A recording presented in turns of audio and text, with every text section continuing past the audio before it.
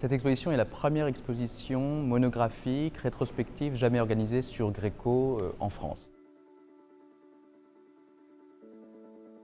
Si on devait décrire Gréco en un seul mot, je dirais électricité. La vie de Gréco n'a pas été une vie facile. À 25 ans, alors qu'il est déjà un peintre d'icônes établi en Crète, il décide de changer de vie, de changer d'horizon.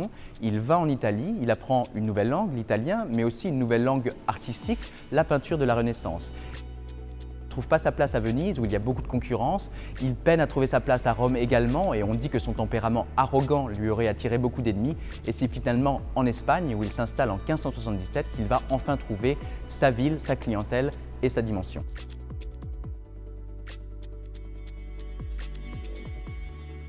Gréco a une grande ambition dans sa vie, c'est de ressusciter la grande peinture de la Renaissance et il va vouloir concilier la beauté du coloris de Titien et de l'école vénitienne avec la perfection du dessin de Michel-Ange.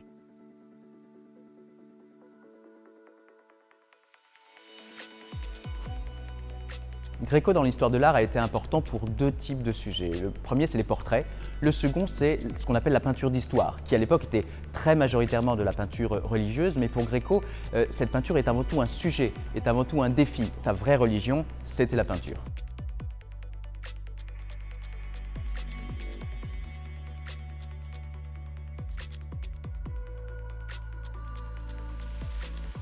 Il travaille par une invention foisonnante et une variation et une répétition à partir de ces inventions. Et ce processus extrêmement moderne, c'est ce qui a fait rentrer Gréco en collision, en résonance avec les avant-gardes au début du XXe siècle. Gréco a une double place dans l'histoire de l'art et l'histoire de la peinture. Il a d'abord la place de son temps, mais sa deuxième place, c'est au moment de sa redécouverte. C'est quand les impressionnistes, les modernes et les avant-gardes vont jeter leur regard sur Gréco, un regard de modernité, et vont comprendre à quel point il avait été en avance sur son temps.